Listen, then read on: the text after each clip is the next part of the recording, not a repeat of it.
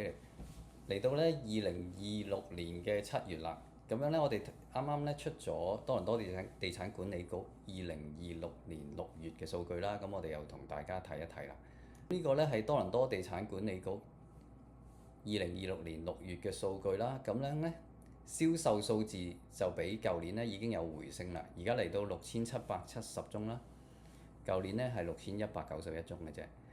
咁平均價格咧都依然係同舊年同期比咧，依然係下跌啦。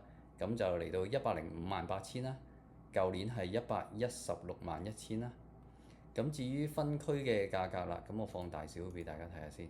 好啦，嚟到分區嘅平均價格啦。咁416地區同埋905地區咧，condo 咧都依然係下跌啦。分別咧416地區係跌9%， 905地區咧係跌10.6%啦，同舊年同期比。咁townhouse 咧喺416地區已經有回升啦，回升1.5%啦。咁905地區咧依然係下跌4.4%嘅。咁semi-detached 咧喺416地區咧就係下跌1.1%啦，905地區係下跌6.7%啦。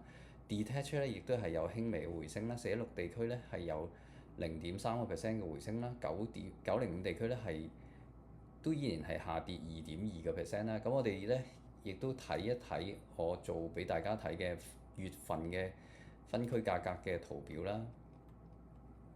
睇下咧分區嘅平均價格啦。咁首先係 Toronto City 啦，多倫多咧就喺5月嘅時候曾經回落過161萬啦，而家又回升翻去到165萬嘅。咁整體咧其實由1月去到而家咧係你都可以話係其實逐漸咁樣慢慢咁回升嘅嚇。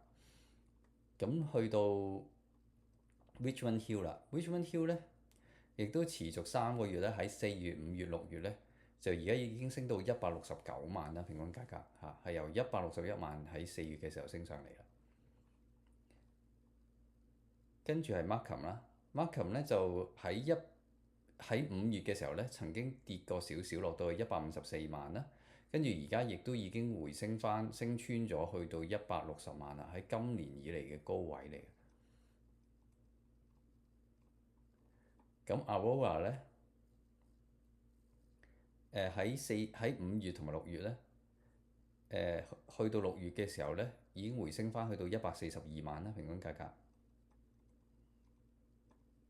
Newmarket 咧就稍為回落翻少少，上個月咧係123萬啦。6月咧係跌翻落嚟122萬啦，其實爭少少咁多嘅啫。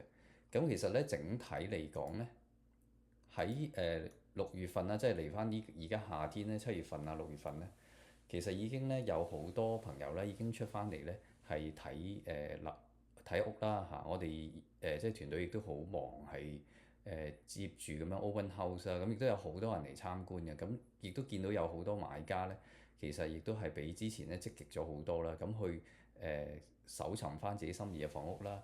咁咧亦都見到咧有啲業主咧其實已經咧開始咧知道咧嗰個價格咧係開始有啲回升咧，咁開始咧議價嘅空間咧開始係減細少少嚇。咁所以如果大家咧有興趣咧買心儀嘅房屋咧，可以趁住而家夏天啦，可以方便啲四周圍走動咧，咁可以隨時咧打電話俾我哋咧，咁我哋會同大家去睇啦，咁同埋睇下有咩物色下邊啲地區或者邊啲盤咧係適合大家，同埋咧係而家係比較相宜啲嘅價錢咧可以買到嘅。